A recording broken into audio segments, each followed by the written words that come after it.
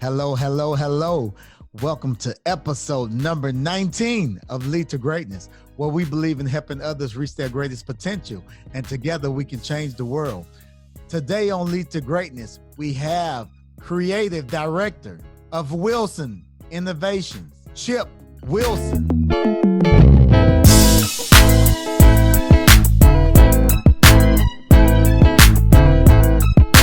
This is Cedric Francis, and you are listening to Lead to Greatness. First time joining the Lead to Greatness Nation, I want you to subscribe wherever you're listening or watching.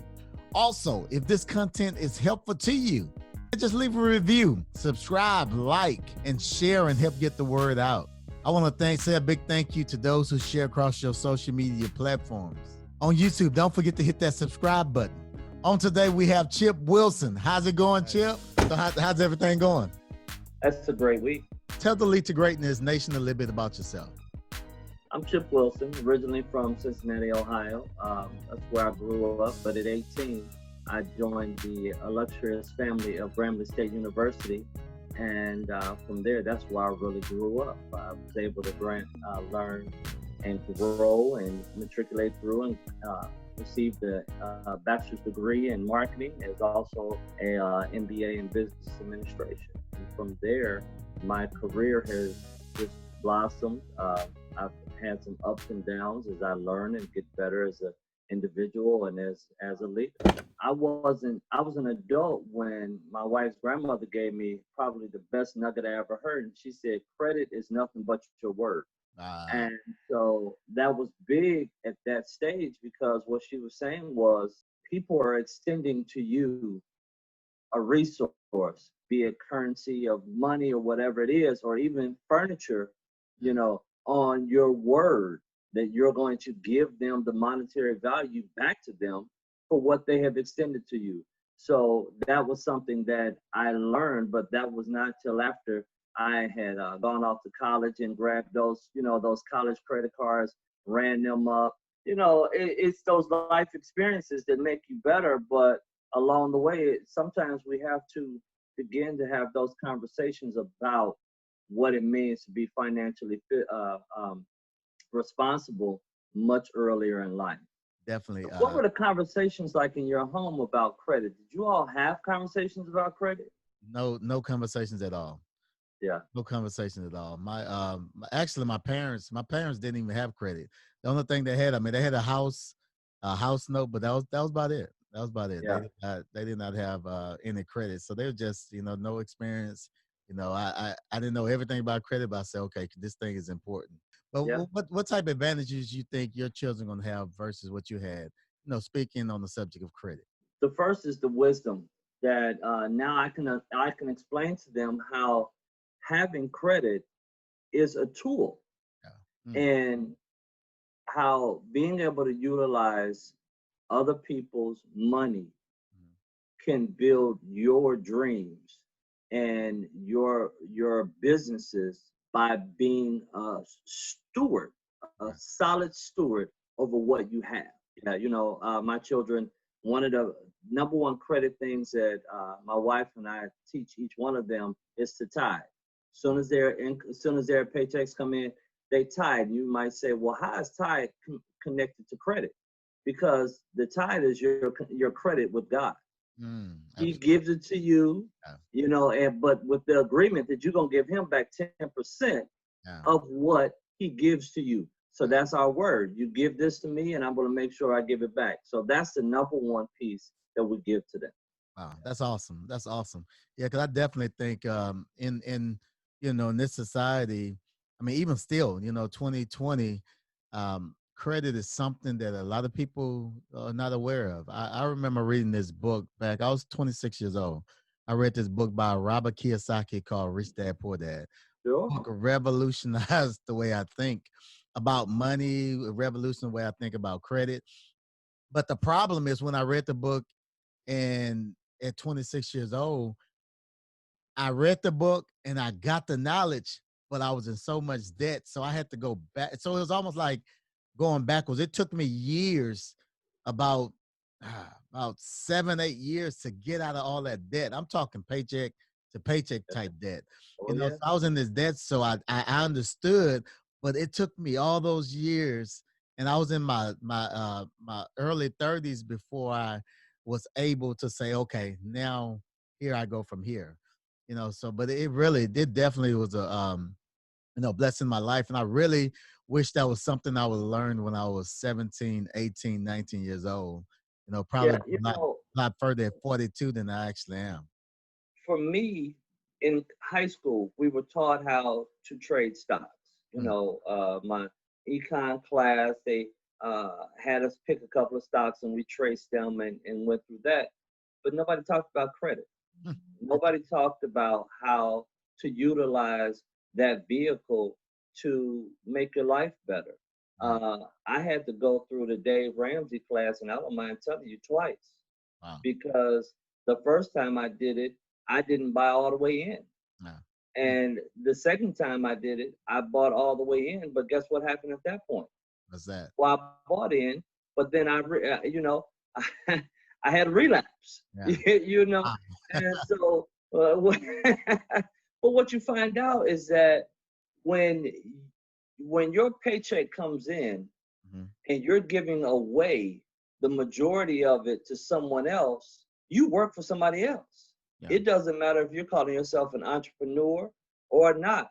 You are actually working for someone else, because if 70 to 80% is going out the door and you're only keeping 20, you're working backwards. Wow. That's wow. That's true. That's so true. That's so true. So first of all, Lead to Greatness audience, I mean, you basically have two notes right off the back. It's two things. He mentioned David Ramsey and I mentioned Robert Kiyosaki. So David Ramsey, if you're in debt, Dave Ramsey has some great steps, the snowball effect, they help you get out of debt and walk you through certain steps. And Robert Kiyosaki is definitely, when you get into the entrepreneur side of it, it's like, okay, I saved this money. Now what am I going to do? Now what? Right. Robert Kiyosaki is a great resource for that. But I highly recommend Dave Ramsey. And actually, Chip, I actually did Dave Ramsey myself. Mm-hmm. That's how I got out of debt. Yeah. got it. I listened to Robert Kiyosaki, but before I can implement anything that Robert Kiyosaki said, Right. I had to do the Dave Ramsey, and I did the Yeah. Dave Yeah. Ramsey. And one of the things with me, I don't know, you can. I want to hear your take on it. But one of the things with me with Dave Ramsey, because Dave Ramsey talks about getting out of debt and talks about cutting up the credit cards and all these different things. And my wife and I did that. We Yeah. did that, but I believe Dave Ramsey focused more on the consuming side. As a consumer, you want to get rid of all the debt. And I'm right now, I'm kind of on the fence with the Dave Ramsey, because Dave Ramsey and Robert Kiyosaki, two totally different perspectives on the fact of OPM, which is other people's money, Right. credit Yep. versus paying cash for everything. And Yep. and to be honest, I agree with both of them, Mm-hmm. but I guess I'm kind of in the middle. I'm like riding on the middle fence, because my wife and I, we no longer use credit for consumer debt. If we're gonna get something in return, we'll get a loan for $5,000 if it's gonna make us $10,000. But I'm not Exactly. gonna get Right. a loan For if it's not gonna investment cost purposes. me anything. I won't say one strategy over the other is better or Yeah, worse, they both are but good. I will say the fact that you have to understand that all income that comes in your door, it has to have a purpose and it has to have a name to it. Wow, that's it. Um, That's it. Purpose, purpose, purpose. Yeah. yeah, and so when your money just is not being purposeful, Mm, now you're going to get yourself in some areas that you don't need to be in, because you don't have it has no place of it's not deliberate. You're mm, not deliberate on how you're going to use these resources. right. So the thing that I wish more of us would understand, and I'm still learning, is how to use business credit. You know, people are telling us how to get out of, like you said, consumer credit, but nobody's really telling us how to get your Dun and Bradstreet number, Mm, to start with some small credit cards so that you can build up your line of credit. I think that's one of the biggest problems that we're seeing with COVID and these small businesses not being able to take advantage of some of these programs that were offered was because we don't have banking relationships. Right. We don't have credit that goes beyond my personal credit. Nobody's really talking to us about how my EIN should be as important as my social security number. Yeah. And how that in itself should become, if you're an entrepreneur or if you're a corporate owner, that's who you are. Yeah. You're not your social security number anymore. You are your business number, your license number, but that's not talked about a lot because we're not often placed in a position to where we could be in that other quadrant that Robert talks about. And I think, man, it's really a disservice to us as people. Chip, you're an entrepreneur. Right. And this one thing, in my entrepreneur journey, one of the things I've learned is I can have an idea. I can have a great idea, but the idea needs to be funded. Before you go to sit down with somebody else, you got to count the cost of what it's going to cost to get this done. Yeah. By knowing your numbers, this is one of the biggest things that kills opportunities, because when a person asks you who has the resources to fund what you're trying to do, and they ask you your numbers, we're talking about what's the return on investment? How long, if I give you the money today, how long before you can pay me my money back? Yeah. What's going to be your overhead? What do you project as your profits and your losses? And anytime somebody tells you that they don't foresee having any losses, well, then unfortunately, that's going to tell the person you talk to that you haven't done enough research or thought about it, because you're always going to have some losses when you start. Absolutely. So being able to walk yourself through your business, it's almost like if when you have the concept, and this is one of the reasons why I started Wilson Innovations, is because if you have a business or you have a thought in your head over something that you feel would be of value, but you can't articulate it to somebody else of what it is and how it's going to be different or better than what's out there in the marketplace already, no one's going to get behind it. There are many ways to source a business, but if you haven't done enough homework to understand what this business entails, what's the hours it's going to take, how long is it going to take you to establish who you are, if you need to have an online presence, if you need to have a brick and mortar presence, what ways are you going to get in front of people? If you haven't done that, then you're not ready to go to a bank. You're not ready to go to a venture capitalist. You're not even ready to go to your friends and family and pitch the idea to them. Absolutely. Because you haven't done the back end stuff to give them something to believe in, to see the vision of. Yeah, you're saying that about the pitching, and one thing, and I think it's a really good show. A lot of people look at it for entertainment and don't look at the lessons you can learn from it. It's the show Shark Tank. I think Shark Tank is an amazing show because it's not about what the people are pitching. It's about what the investors are asking. The investors, they all asking the same questions, and these questions are very important. I mean, we look at the entertainment of this show, but the same questions that the sharks ask is the same questions that the banks want to know. The same questions that the people that you're pitching to want to know. I mean, there's people in your family that have money that probably would give it to you for an idea if you can make this idea not just the vision of the idea, because it takes more than just the vision. I mean, you believe in it. You believe in the vision, you believe in the idea, but another thing is like, okay, what is the return on this? What is the projected return? And then here's the thing, this is one of the questions that the sharks always ask that I think about. They ask this question, every last one of them, they ask this question, basically the question, how much have you invested into it? And it's not always money. Yeah. Yeah. What have you invested in learning about this business? Yeah. Yeah. Yeah. Sure. How much you invested into it? I mean, it's key. How much have you invested into this thing? And even how much money you invested, the money, the knowledge, because it's like, far as money, if you haven't invested that much money into it, maybe you don't believe in it as much as you think you do. I mean, That's so, it. they're asking these questions, but they're trying to get an idea. I mean, if you asking your family, because I see people always get upset. People get upset because they say they can't get no support from their families. But most of the time, that the families is not putting in because they don't see you putting in. It's That's like you it. have to invest into it first. If you believe in it, you invest into it, then people will believe in and investing into it too. I think that's a That's it. key mistake that we make as entrepreneurs. We want everybody. We want the banks to invest in the idea. We want our families to invest in the idea. We want support, but we don't even support what we're asking other people to support. Basically, let's talk about Wilson Innovations. What inspired you to begin that journey and why? Talk me through it. Great. Wilson Innovations started because my wife would often call me a dream weaver.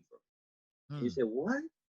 Well, what that simply was I'm a lover of stories, people's stories about their lives, their things that they would love to do with life.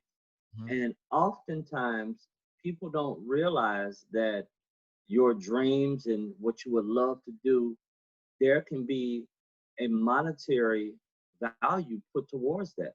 And so Wilson Innovations came out of the dreams and thoughts of other people and how I could sit down with them and not inspire, but guide them in how to utilize what they feel as something that they love, their passions, some areas that their experiences have given to them that others could utilize. You know, you can look at somebody who used to sew. Well, before COVID, people who would sew didn't really have anything else to do besides make dresses, make clothes. Hmm. Well, after COVID, now they're creating masks of all kinds, Yeah. you know. But that is what Wilson Innovations is. It's a place where we'll take your concepts and your dreams and we'll walk with you all the way till you have commas inside those dreams, you know. And so that's it.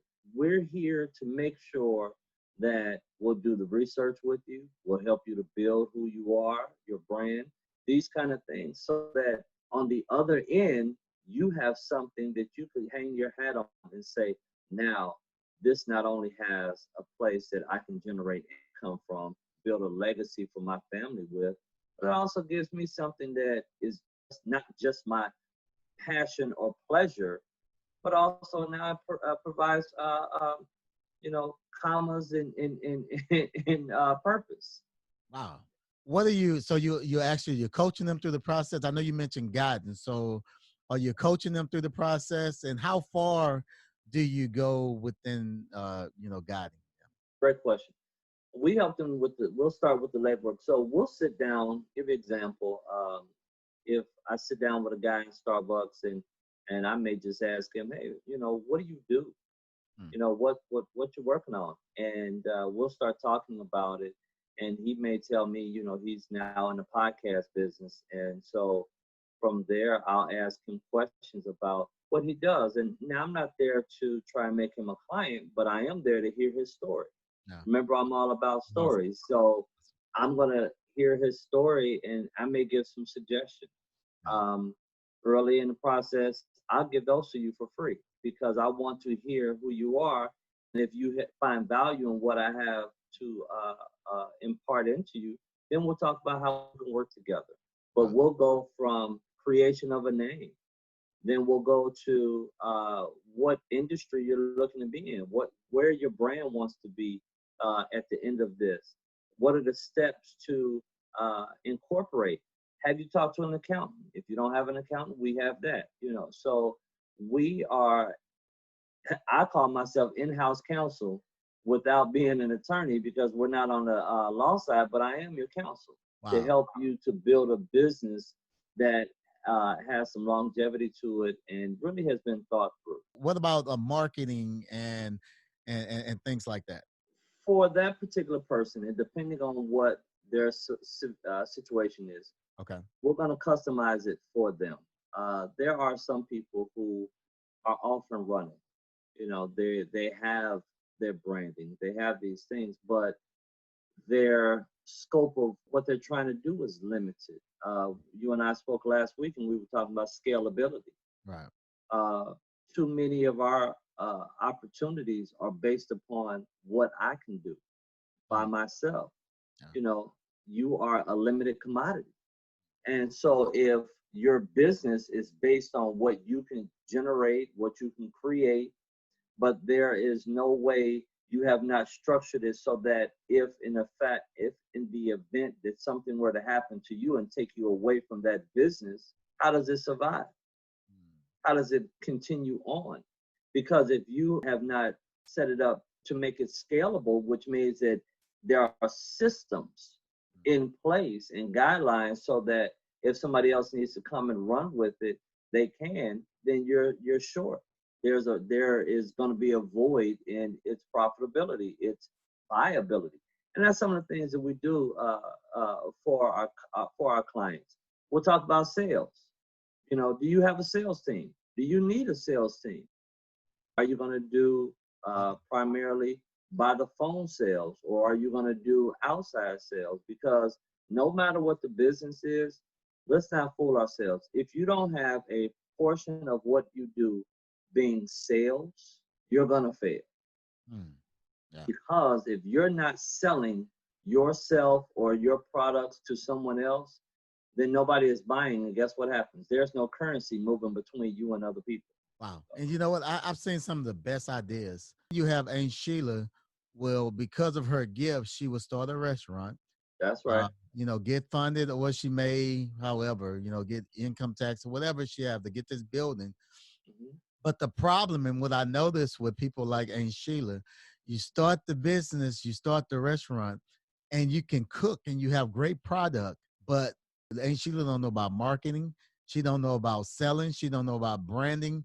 So although she have great food, Aunt Sheila restaurant never grows because all the other things that Aunt Sheila is not never happens. And Aunt Sheila business failed and the money, you know, have to close the business down. Not based on the product, but based on everything else around it. Solid, good success looks like. What does great success looks like? And with that being the questions, well, what does that look like in a tangible way? That's awesome. Depending on what the business is. If it's a t-shirt business, if good looks like having a continual flow of customers buying 5 t-shirts from us, that might look like good. But great looks like 3 or 4 other companies using us to do all of their printing. Wow. You know, t-shirt printing. Wow. That's something you have to know so that you then plan backwards. Wow. What are the things that I have to have in place so that when this type of success happens to me, how am I prepared for it? Wow. So basically what you're saying, you have to be proactive and not reactive. A lot of people are reacting, shifting on the fly, but guess what? We're losing as we're gaining. Yeah, absolutely. And that goes into a very important word with business is consistency, being consistent what you do. Because think about it. I mean, I'm gonna tell you, I love Chick-fil-A. I'm not talking I love Chick-fil-A because I feel they have the best chicken sandwich. I mean, that's been the debate between Chick-fil-A and Popeyes, and I'm not gonna give my opinion on that, which sandwich I think really the best. But I like Chick-fil-A because Chick-fil-A is consistent. Everywhere when I go to Chick-fil-A, they're not gonna tell me that they don't have any chicken. They're not going to tell me that they don't have any lemonade. They're not going to tell me that they don't have any waffle fries. When you walk up to the counter, you're going to get the exact same response with a happy smile. It doesn't matter what their day is like. You would never know it. But that's a part of the system. On the other hand, it's a part of the system. Yeah. Even down to the type of personalities that they're trying to hire. Certain personalities fit best in those types of systems because they are constantly working on how to provide a great product. You know, consistency and giving great service is not by accident. It is practice. And it has priority in that business, regardless of who it is. You can go to some of the best steakhouses in this city and you're going to get a consistent service because that's something they pride themselves on. Absolutely. Systems. But it's not always about big. There are some small places you can go that are one location and what have you, but they have given priority to what you just said earlier, consistency. Be consistent in what you do because over time, that's what people are going to expect from you. If you are consistently giving on-time service, people are going to expect that. And even what happens is if that's what you give all the time, on those few rare occasions where it doesn't happen, people will give you a pass because they know what you have consistently done over time. I have a Toyota Tundra. I remember it was about 8 years ago. Toyota had this big recall, and people, all the automotive car companies, I mean, they bashing Toyota on commercials and all this stuff. But I'm like, man, that one thing, it wasn't enough to tear Toyota down because of Toyota consistency in the past. I mean, it didn't make me leave Toyota. I'm still with them, based on their consistency in the product that they deliver. So, man, Chip, this is good. This is really good. Good. Before we close on today, what great insights can you give to the Lead to Greatness community to help them reach their greatest potential? Great question. In this day and time, as things are changing, and you must understand that we are evolving and changing in ways that we're just now going to start grasping. Entrepreneurship is changing on how we do it. But one thing that's going to be consistent is failure. And wow, that's good. If you are unwilling to fail, you're unwilling to succeed because you're going to fail more times than you're going to succeed. But how you handle that is going to determine how far you actually gain and how far you're going to go. Success is directly tied to failure. It's actually, if you look at that scale, if you're on a seesaw, you're probably going to be heavier in losses and failures than you are successes because you're going to try more things than you're going to succeed at if you really want to get better. That's good. If someone wanted to connect with you and what you're doing, where should they go? So a couple of places that you can connect with me. You can always email me. That's at Wilson, WILSON, Innovations, which is INNO, V as in Victor, ATIONS, the number 10 at gmail.com. Wilson Innovations at gmail.com. Okay. Also, a lot of people reach me by Instagram, Facebook, and Twitter. And on those, I'm simply Chip, the Food Guy. Chip, TH, Food, FOOD, Guy. That's who I am, Chip the Food Guy. And you said, well, where does that come from? Because at this stage in my life, I'm about experiences. I'm about exposures. And so a lot of times my wife and I will go to different restaurants. I'll post those. I'll work with different business owners and I'll post them. Food Guy is a guy who just enjoys life. Wow. And so that's how you can connect with me. I'm a real simple guy to connect with. Not a whole lot of pomp and circumstance. All right. Awesome.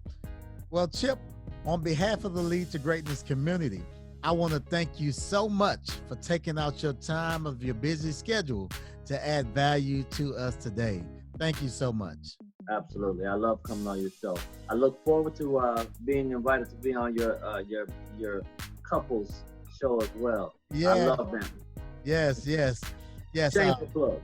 Yes, Lead to Greatness. Yes, we have also have a podcast, The Marriage Coach. That's me and my wife. Well, we actually, and on August 31st, 2020, I'm not sure what year you're going to be looking at this, but August 31st, 2020, my wife and I are going to be celebrating 22 years of marriage. And, fantastic. Congratulations. Yes, we have. We're definitely excited about that. And Chip, how long you and your wife been married? We've been married 25. 25 years. Yeah, we've been together almost 30 now. Lead to Greatness. Once again, I want to thank you so much for joining us again. Looking forward to seeing you again on next Thursday. Till then, remember, if you help others reach their greatest potential, together we can change the world. Have a good one.